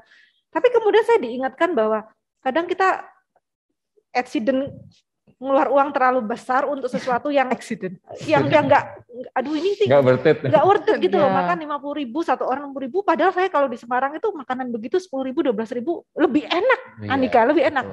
Tapi kemudian saya memaknai Karena pada waktu itu ada lagu Oh Inani Keke. Terus Oh Inani Keke itu lagu apa ya? Terus suami saya bilang ini lagu dari bahasa Manado. Terus kita jadi bercanda, kamu ngerti nggak sih artinya? Kamu tuh orang Manado kok nggak ngerti. Jadi anak-anak tuh tertawa. Jadi fokusnya nggak makanan lagi. Iya, aku saya pulang saya bilang kalau tadi saya makan soalnya saya sempat mikir gini, tahu gitu mah makan di rumah aja di hotel, Gojek aja lebih murah, lebih enak gitu loh. Tapi kemudian saya memaknai bahwa ada kenangan, ada melihat wajah Suasana. Audrey, value yang lain, yang mungkin nggak akan terjadi, Andika, kalau saya nggak kebablasan bayar terlalu mahal di sana. Gitu, ya. Jadi bagi saya kenangan dan pengalaman itu jauh lebih berharga. Nah kadang-kadang walaupun kita anggap sebagai accident. Walaupun itu accident gitu loh. Aduh, makanan kayak gini kok biasa banget kok mahal banget. Tapi kalau kita memaknai segala sesuatu, bahkan masalah-masalah sulit nih ya, ada pasangan yang sakit, anak yang bermasalah, tapi di balik itu ada blessing, ada berkat-berkat, ada pesan-pesan, ada pelajaran yang Tuhan mau kita peka untuk menangkap. Maka harganya berapapun tuh jadi nggak penting lagi, ya kan? Mungkin menarik ini, kita tapi harus lanjut lagi, ada lagi right hand, ini di Zoom. Bosnya sampai nggak bisa ngekat oleh Ibu Amel. Mungkin sudah tersambung? Oh, ada yang raise hand, silakan.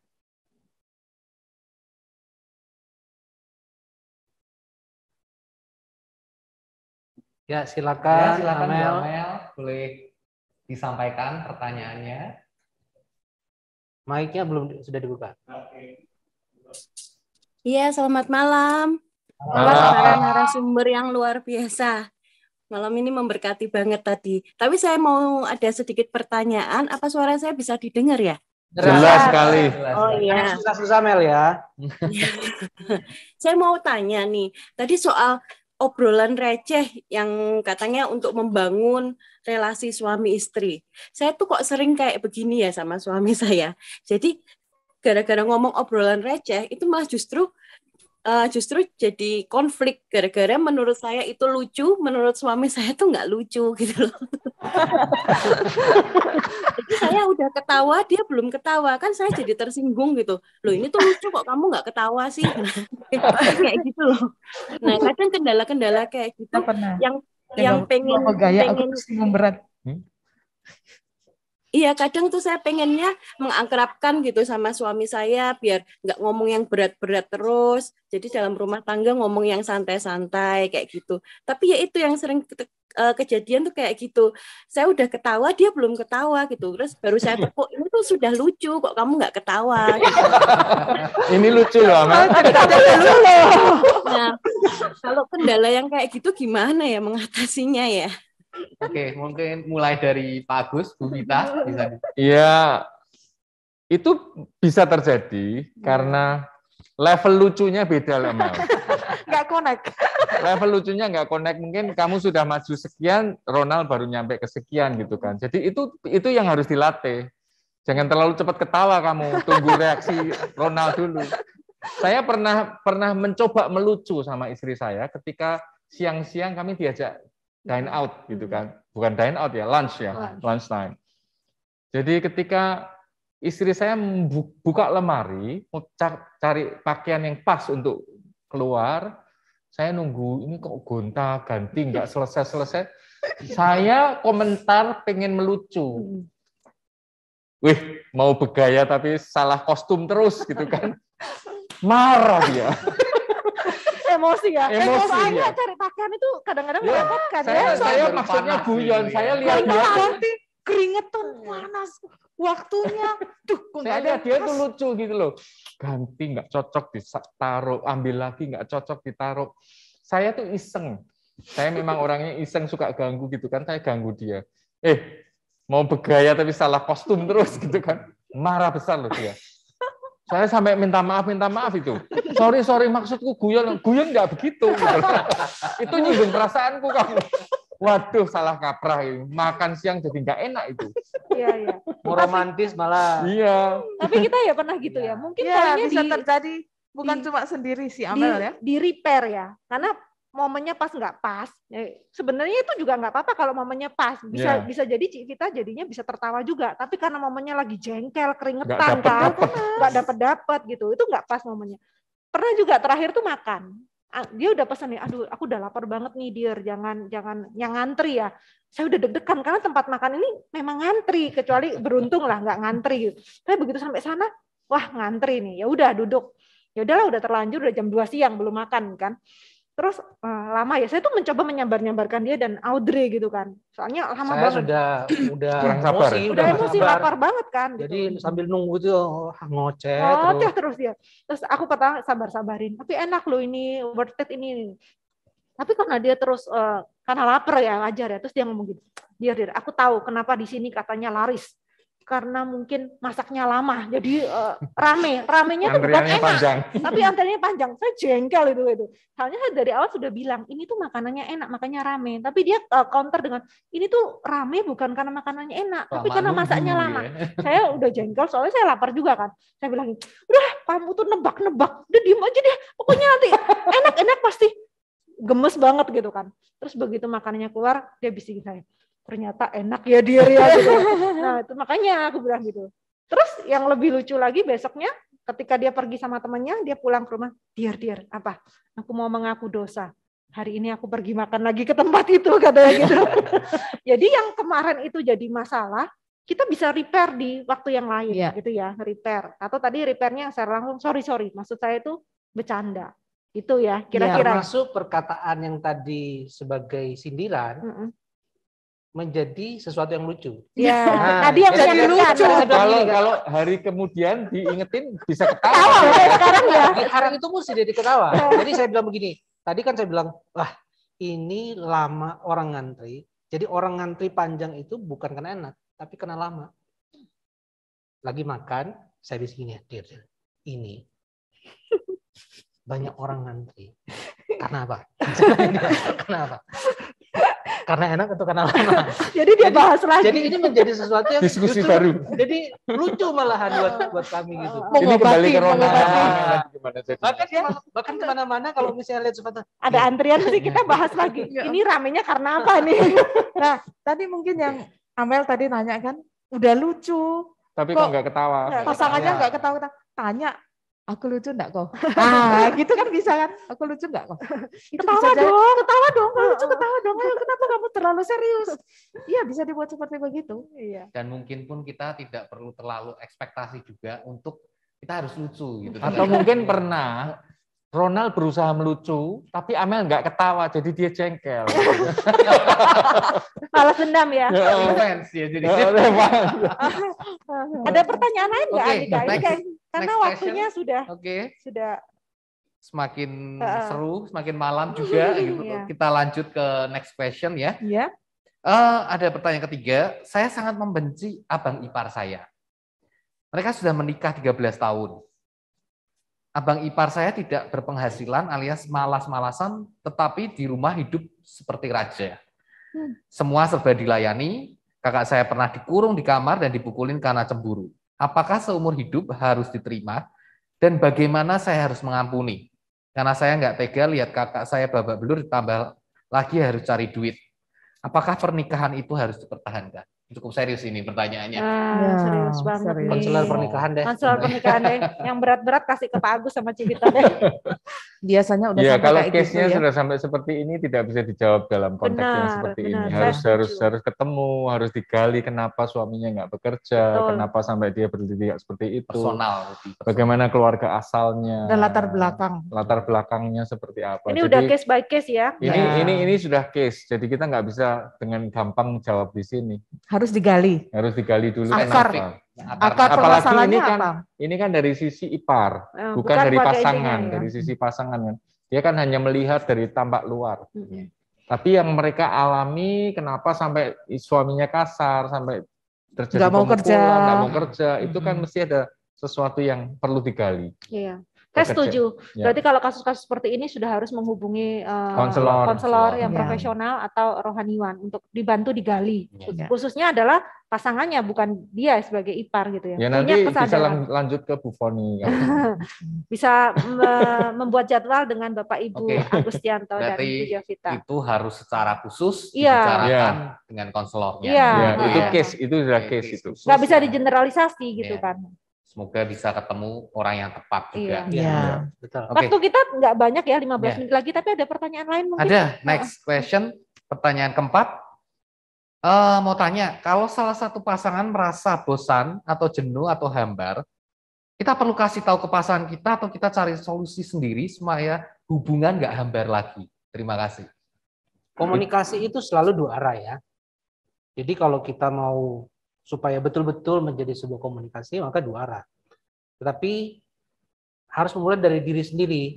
Jadi selalu mulai dari diri sendiri, bukan menuntut pasangan. Jadi mulailah dari diri kita, Iya. mulailah dari diri Anda, apa yang bisa saya lakukan dalam kondisi seperti ini. Saya kasih contoh. Ya tadi kan saya bilang bahwa saya dengan istri saya itu, saya bukan orang yang tipe bercanda, selalu serius. Tetapi saya berupaya sekarang untuk lebih luas, lebih suka bercanda, lebih ngusilin dia.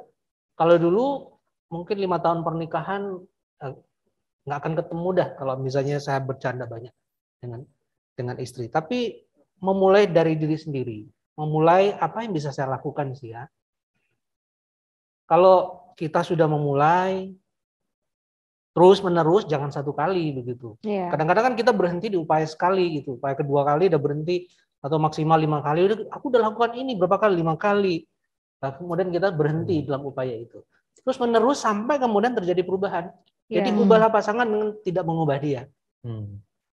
Ubahlah pasangan dengan tidak mengubah dia. Ini quote of the Iya. day banget ya. Iya.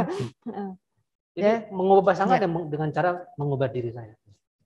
Mulai dari diri kita Yes. sendiri. Mulai dari saya. Jadi jangan punya ekspektasi melakukan sesuatu supaya orang itu berubah. Karena itu nanti otomatis akan terjadi, tapi ada waktunya dan perlu proses. Kita jangan fokus kepada perubahan pasangan kita atau orang lain ya.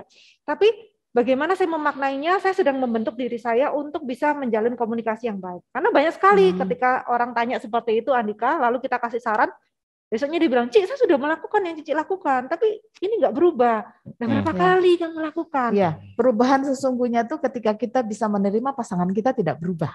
Nah, ini kalimat Otomatis baik kita juga. berubah kan? Ya. Ini quotes of the Ya, day Ya, juga. ini juga Ya, kutipan yang baik. perubahan sesungguhnya ketika kita bisa menerima pasangan kita tidak Balik lagi Belum penerimaan ya, Ya. penerimaan Belum dulu. Heeh. Tapi saya percaya dengan penerimaan sepenuhnya, karena kasih itu kan pasti ada buahnya kan. Ya, sekalipun mungkin di awal berat, ini orang nggak berubah, tetap aja. Tapi dengan anugerah Tuhan, karena merubah itu bukan pekerjaan manusia. Manusia Ya. nggak bisa merubah manusia. Tapi pada waktu kita dengan kasih dan mengandalkan anugerah Tuhan, kita nggak menuntut, kita lakukan. Berapa lama? Bisa sebulan, 2 bulan, bisa setahun, 2 tahun, Bertahun-tahun. bisa bertahun-tahun. Tapi Bahkan saya percaya, selamanya mungkin dia tidak akan berubah Iya. juga bisa. tapi di sana ada, kita ketemu anugerah Tuhan lah akhirnya. Di sana ada hal-hal yang, ya suami saya nggak jadi berubah seperti yang saya harapkan, tapi at least dia sekarang lebih luas, dia lebih lebih bisa diajak Fleksibel. ngomong, lebih fleksibel sedikit gitu. Jadi saya percaya kasih itu nanti bertemu dengan anugerah Tuhan, ada hal-hal yang berkat-berkat yang kita nggak pernah bayangkan, gitu. Dan Tapi mungkin awalnya yang itu, Tuhan juga pengen kita yang belajar. iya, Bring something Yes. dari itu. Saya share sedikit ya. Dari 2009 sampai hari ini, itu saya merapikan tempat tidur. Alasannya apa? Ketika 2009 saya pelayanan ke luar negeri, saya pikirnya romantis, suami yang romantis. Saya pergi melewati ulang tahun istri. Saya pesen lewat temen, messenger, tolong beliin bunga seharga sekian, artificial, kirim ke rumah ya, tanggal sekian ya, tanggal 15 Juli kirim.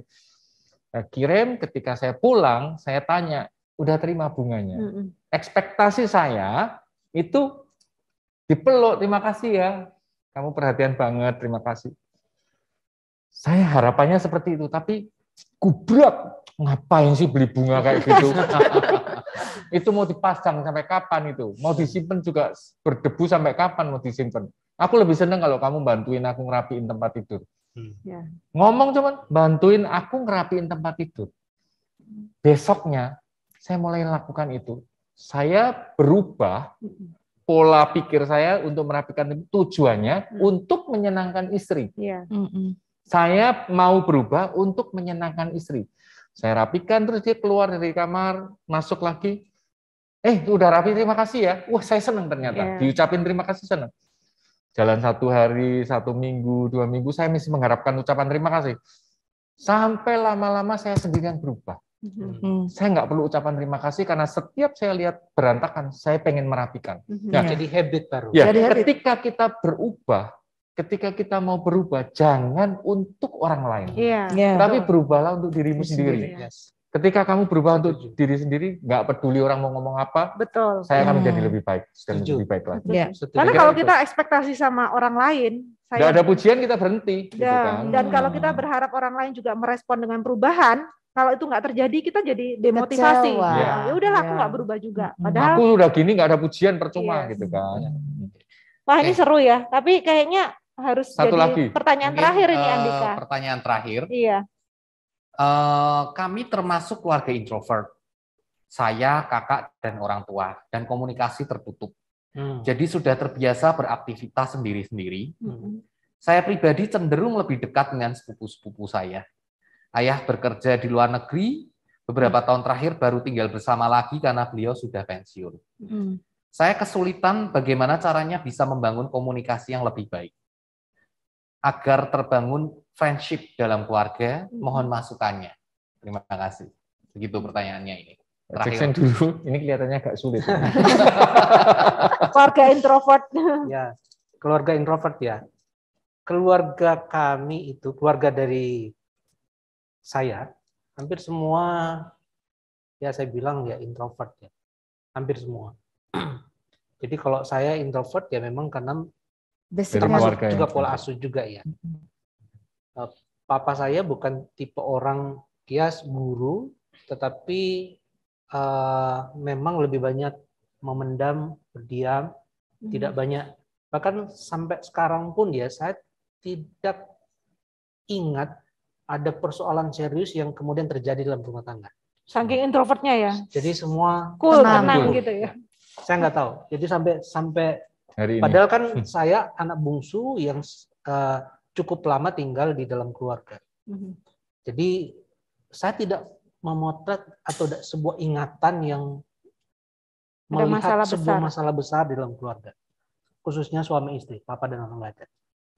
Saya menikah, saya bawa pola itu juga di sana. Tetapi bukan berarti bahwa introvert saya ini kemudian menjadi sebuah harga mati buat saya. Jadi saya tidak menjadikan bahwa ini nggak bisa saya modifikasi. Saya tetap introvert. Tadi saya bilang, saya ketemu dengan orang, saya lebih luas daripada dia. Sekalipun saya ekstrovert. Ya, jadi saya bisa dari level manapun saya bisa masuk. Dari level apapun saya bisa masuk. Saya bisa begitu gampang masuk. Tetapi memang saya bukan orang yang tipe kemudian begitu langsung akrab dengan orang itu ya di level permukaan. Tetapi yang saya mau bilang adalah kita tidak boleh menjadikan saya introvert menjadi sebuah harga mati. Sebuah excuse ya, begitu ya. Excuse begitu. Kita harus keluar dari itu. Penjara ya. Penjara. Ya, jadi melatih diri untuk mengembangkan. Itu namanya skill ya.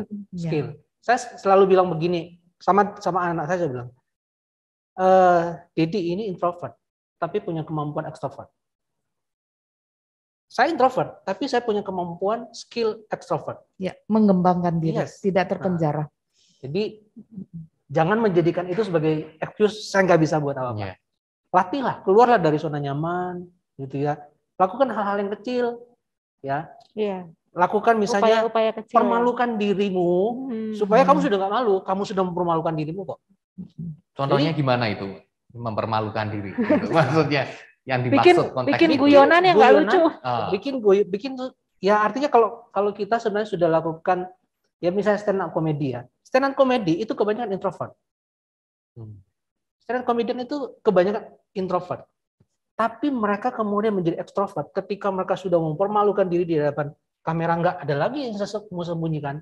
Nggak malu lagi. Nggak malu lagi. Nah maksud saya begitu. Kalau sudah ada ya sesuatu yang kamu nggak takut untuk dijudge, berarti kan kamu sudah keluar dari zona nyaman. Lagi gitu ya. Sorry, ini ada satu yang tapi memang harus keluar ya dari comfort zone itu. Ada yang raise hand, mungkin ini bisa dikasih kesempatan dan Pak Agus sama Cik Vita ini yang harus jawab gantian. Ya. Silakan yang sulit ya. Silakan yang raise hand. Silakan. dengan Novita. Novita. Oh. Tadi pagi. Mic-nya belum Masih dibuka. mute. Mic-nya belum. Ya. Di unmute dulu. Mic-nya. Di unmute dulu. Yes. Sudah didengar? Oke. Ya, oke. Oke. Selamat malam. Malam, Novita. Ya, saya mau tanya langsung aja. Tentunya dalam membangun hubungan antara suami istri itu kita pasti juga ada banyak kompromi ya dalam suatu masalah. Nah, pertanyaannya bagaimana sih atau apa sih kiat-kiat kita sebagai suami dan istri supaya bisa lebih sepakat dalam menghadapi suatu problem gitu ya. Itu aja sih. Terima kasih. Ya. Mari Pak Agus. Ya, Novita, terima kasih. Buat kami, tadi saya kami udah ngomong bahwa relasi suami istri itu terbangun di 3 ranah yang berbeda. Komunikasi tubuh, komunikasi jiwa, dan komunikasi roh. Kalau sampai dalam keseharian kita sulit dalam berkomunikasi, menghadapi masalah, bagaimana kita harus kompromi, kita harus sepakat, kita harus mendahulukan komunikasi roh. Kita harus sama-sama datang, Matius 18-19, jika dua orang sepakat dalam namaku, minta apapun juga Tuhan akan berikan. Jadi kita harus mulai dari situ. Ketika kita rasanya mau kompromi, mau apa kok suami nggak cocok, istri juga nggak sepakat, itu kita jangan pakai komunikasi tubuh, jangan pakai perasaan, tapi kita datanglah kepada Tuhan.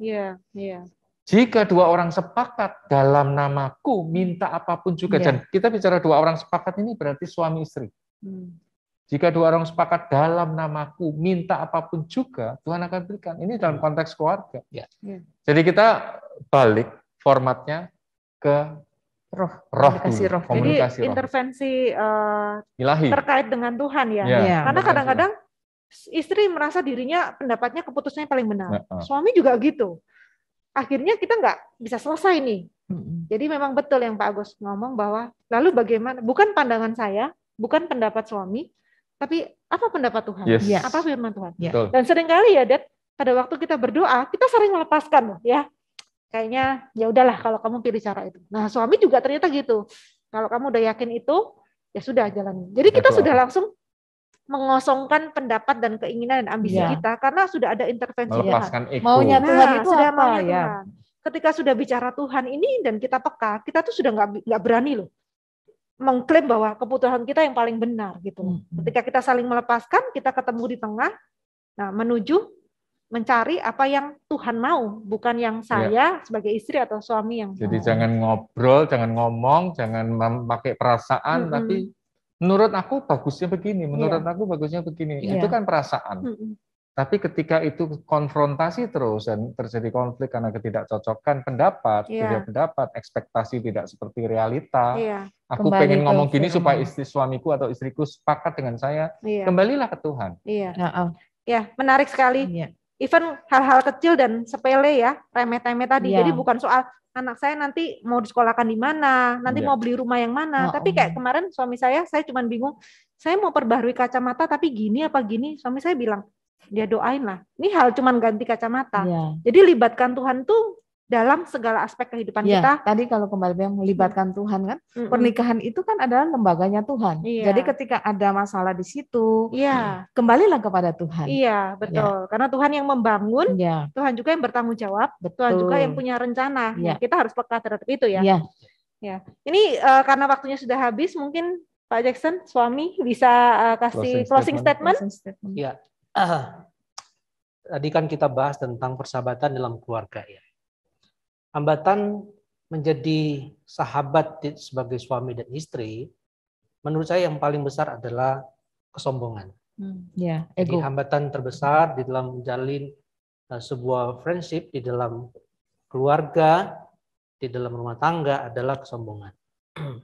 Biasanya ketika kesombongan itu ada dalam rumah tangga, baik suami atau istri, selalu berprinsip begini, saya menang, kamu kalah. Selalu seperti itu. Kalau prinsip kita, saya menang, kamu kalah, dalam segala apapun ya, dalam perdebatan, dalam keputusan-keputusan tertentu, maka kita tidak akan pernah menciptakan persahabatan, membangun persahabatan di dalam keluarga. Jadi seharusnya ketika kita masuk dalam rumah tangga, upaya kita untuk membuat persahabatan keluarga adalah bukan saya menang, kamu kalah, atau kamu menang, saya kalah. Tapi kita harus menjadikan bahwa keluarga ini adalah tempat kita belajar. Jadi bukan sometimes we win atau lose ya, tapi sometimes we win, sometimes we learn. Kita menang bersama-sama, tetapi kita juga belajar bersama-sama. Bagaimana kita bisa win ketika kita learn di dalam semua pergumulan, kegagalan atau apapun juga. Belajarlah dari kegagalan-kegagalan. Izinkan diri kita untuk gagal, tapi juga izinkan pasangan kita untuk gagal.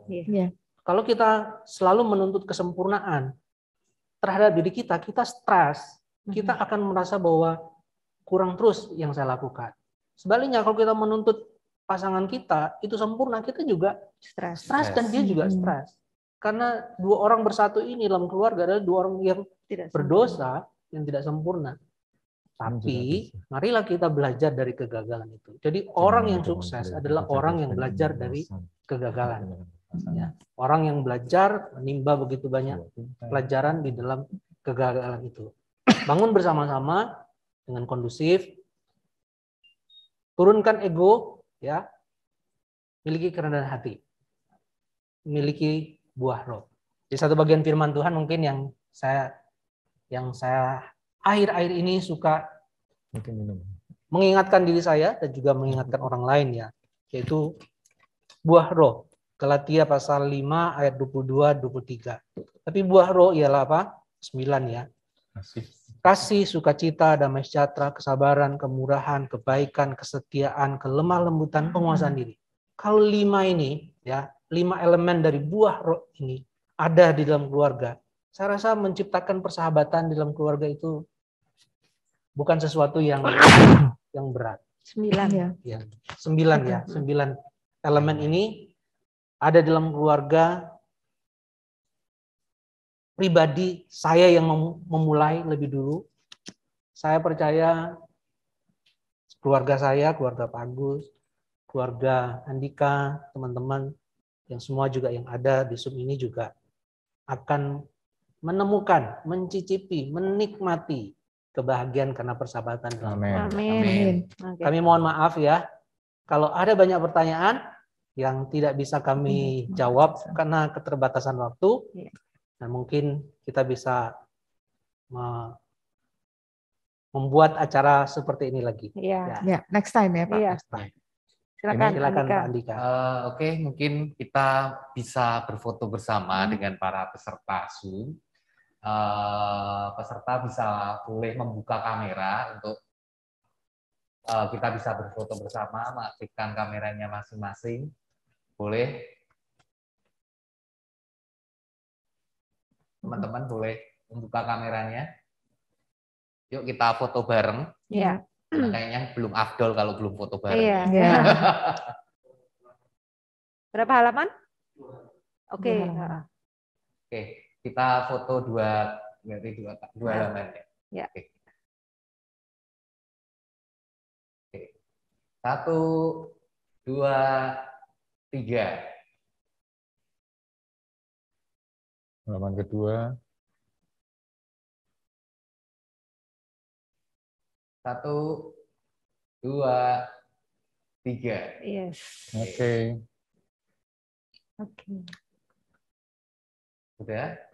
Terima kasih. Oke, terima kasih teman-teman peserta sudah boleh mensukseskan juga webinar ini. Terima kasih untuk para pembicara juga. Sama-sama. Dan kami juga mohon maaf jika ada hal-hal yang kurang berkenan dan mungkin belum memuaskan juga untuk para peserta gitu. Ya, semoga kita bisa menerima sesuatu dari pembicaraan malam hari Amin. ini. Iya, amin. Semoga ya. Boleh menjadi berkat buat kita semua. Dan mungkin Pak Jackson boleh pimpin dalam doa. Oke, baik. Mari kita berdoa bersama-sama. Bapa kami yang bertahta di dalam kerajaan surga, harus kami akui bahwa memasuki bahtera rumah tangga, memasuki pernikahan, adalah memasuki satu zona, satu area yang sulit. Sehingga kalau kami pun memiliki keberanian masuk dalam pernikahan, atau kami yang saat ini masuk dalam area ini, maka kami punya keberanian memasukinya. Bukan karena kekuatan kami, tapi kekuatan dari Tuhan. Jadi kami ingin ya Tuhan, supaya Tuhanlah yang intervensi atas setiap keluarga, setiap pribadi yang ada dalam keluarga. Mulailah dari diri kami masing-masing. Sebagai suami, hamba ingin memulai dari diri hamba untuk menjadi sahabat yang baik bagi istri. Memulai dari hamba untuk menjadi teman, rekan, seperjalanan untuk membawa rumah tangga hambamu ini berkenan di hadapan Tuhan.